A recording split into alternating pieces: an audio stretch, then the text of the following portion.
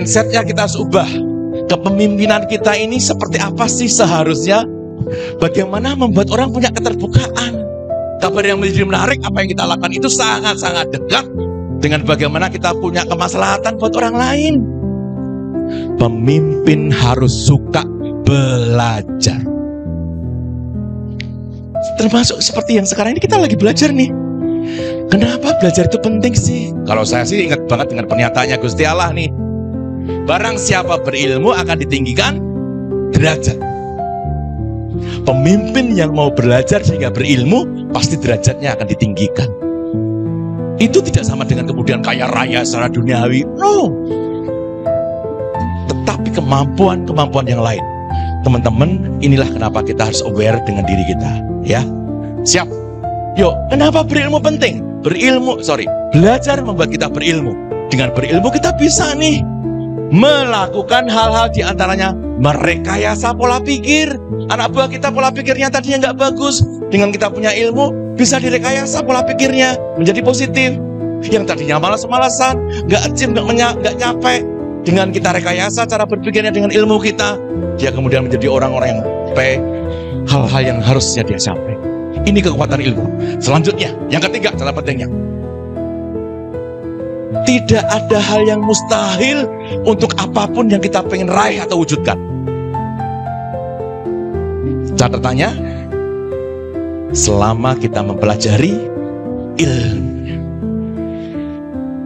gak ada yang mustahil. Bukti nyata realnya ya PMTNU ini, ya kan? Siapa nyangka Pak Mas Yudi yang tidak berlatar belakang ekonomi, mengupayakan dipercaya mengembangkan BMT dari modal cuma 400.000, sekarang punya aset yang 1 triliunan. Siapa coba? Kalau kita ngomongin tentang ilmu lawaran cuma sekedarnya, nggak mungkin. Tapi kok mungkin? Saya sepakat, pasti karena ada kemauan terus belajar dan memampukan diri. Dan kabar baiknya, panjenengan sedang berada di lingkungan yang bisa langsung melihat contohnya. Tugas kita menjadikan diri kita punya kemampuan hal-hal yang telah dicontohkan kepada kita. Anda mau? Anda siap? Anda bisa? Amin.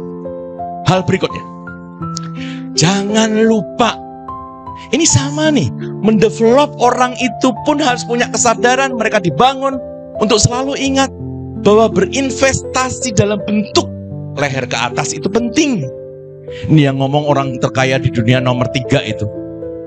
Dia mengingatkan, investasi terbaik yang dapat Anda lakukan adalah investasi pada diri sendiri.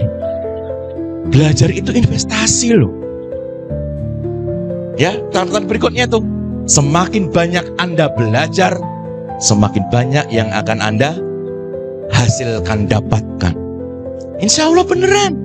Dapatkan bukan cuma sekedar nilai rupiahnya, no. Kebahagiaannya, kesyukurannya, kesempatan bergunanya. Ya, jadi teman-teman sekalian, ini catatan penting. Selanjutnya, nah ini yang menarik. Jangan pernah lupakan ini. Semakin tinggi posisi jabatan seseorang, ia perlu meningkatkan kompetensi yang meningkat. Jadi soyo kita tinggi posisinya, harus semakin banyak yang kita pelajari. Anda siap? Saya siap. Anda bisa? Anda mau? Amin. Oke, tugas kita. Selanjutnya, catatan yang penting. Nah, ini yang penting. Saya selalu mengingatkan, bersyukur jadi Anda. Di awal tadi sudah saya ingatkan, banyak orang tidak seberuntung kita hari ini. Ya, meskipun hari ini hari libur, kita ngumpul di sini. Kabar baiknya, banyak orang yang libur pun harus hadir dan melakukan banyak hal untuk Anda. Contoh, Mas Hariri itu di kantornya kudu diprei. Tapi karena punya tanggung jawab moral, beliau rela loh meninggalkan keluarganya. Untuk apa? Menemui teman-teman.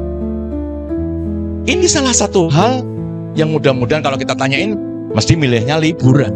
Tapi kalau sama dengan panjenengan ini, Jadi kalau di antara kita yang kadang-kadang muncul rasa kemudian capek, nggak enak, nggak nyaman, selalu ingat, nggak banyak orang loh seperti kamu, ya kan? Contoh paling sederhana hari ini, wes. Boleh jadi orang-orang di luar sana itu lagi sibuk mengupayakan cukupnya hari ini. Gojek lah, bakulan mie ayam lah, nyoto lah. Penjenengan di sini loh, dikumpulkan 2 hari di fasilitasi BMT Water Org. Sekarang belajar sesuatu yang kudu bayar, mbok mesti ra gelem. Gratis, menemukan acara yang seru, bisa guyang-guyu, ngerjain koncone, ngerjain trainernya. Orang opo coba? So, teman-teman, ayo kita bersyukur karena kita memiliki satu yang sering kita lupa. Apakah itu? Pekerjaan. Saya pengen nitipin kecil aja deh, karena ini bagian dari yang untuk menguatkan integritas kita nih.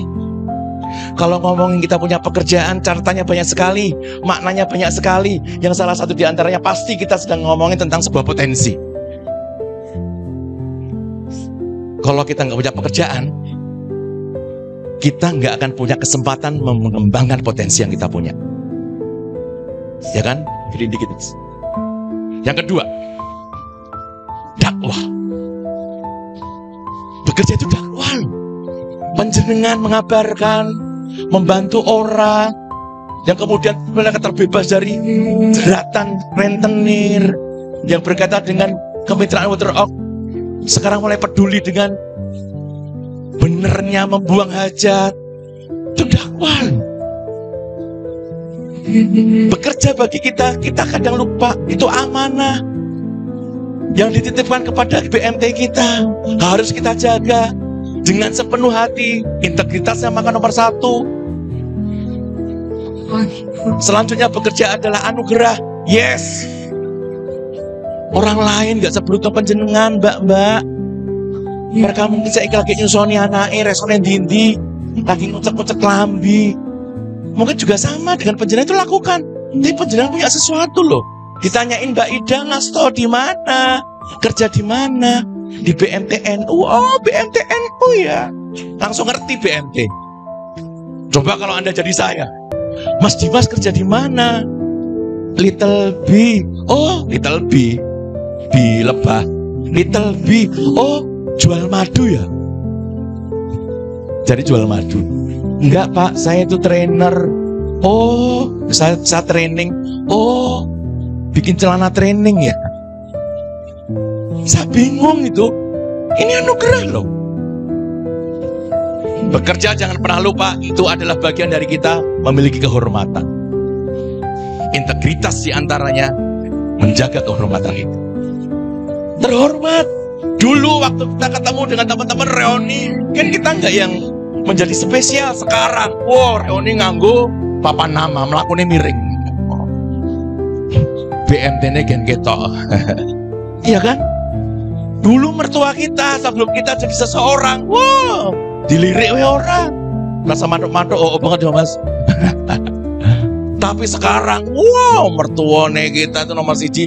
Mantuku kalau sing jenenge Saiful, sing jenenge Ajang, sing jenenge Pras, sing jenenge Ali, sing jenenge Friend Rifki, Ubaid, Mas Wadik. Bekerja adalah kehormatan. Catatan berikutnya, bekerja adalah pelayanan. Iya loh. Jadi kalau jadi kepala cabang, menjadi area manajer, bukan kemudian kita jadi dorong nih. Tetap harus berani turun ke bawah, ke lapangan, menemui, membantu. Lihat Pak Mas Yudimu itu loh. Beliau melakukan itu kan. Masih mau turun ke lapangan. Karena punya kesadaran bekerja adalah pelayanan. Bekerja adalah panggilan. Yes. Betapa kita sudah bekerja di mana. Kok kemudian yang mantep di sini ya? Mungkin sudah bekerja di sebuah tempat, kok kemudian aku akhirnya balik nih BMT ya. Mungkin duit tidak sebesar di tempatku yang lama. Tapi yang namanya barokah itu tak pernah ternilai harganya. Amin. Selanjutnya bekerja adalah aktualisasi. Yes, dengan bekerja memiliki pekerjaan, Anda bisa mengaktualisasikan kemampuan-kemampuan yang Anda punya. So, harus kita syukuri. Bekerja adalah seni. Ada seninya itu. Oh, mimpin orang yang lelet. Oh, mimpin orang yang dia banyak ngomong. Oh, mimpin orang yang dia itu dendeng. Beda-beda. Oh, ketemu dan ngurusin nasabah yang ngeyelan. Oh, ketemu dengan nasabah yang sok pinter. Ada seninya kan? So, harus kita ingat. Dan yang terakhir, kita pasti selalu sepakat. Bekerja adalah ibadah. Amin. Anda setuju? Yuk, saya mau lihatkan Anda tentang sesuatu. Dari apa yang saya sampaikan, mulai dari hari sekarang, mari kita jadikan pekerjaan kita sebagai satu saluran berkat bagi orang lain. Mungkin hebatnya orang tidak untuk kita, dilewatkan kita itu berkat. Hadirnya panjenengan membantu mengangkat derajatnya orang. Yuk, kita jadikan pekerjaan kita ladang amal. Amal kita banyak loh. Kenapa? Oh, namanya enggak kok, dia punya 2 kok, Mas.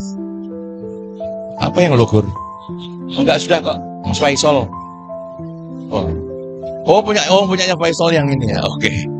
Teman-teman, ayo kita jadikan bekerja adalah ladang amal. Dan yang terakhir, nih, mari kita jadikan pekerjaan adalah kesempatan melakukan perbuatan baik. Saya suka banget menyampaikan ini karena catatannya apa?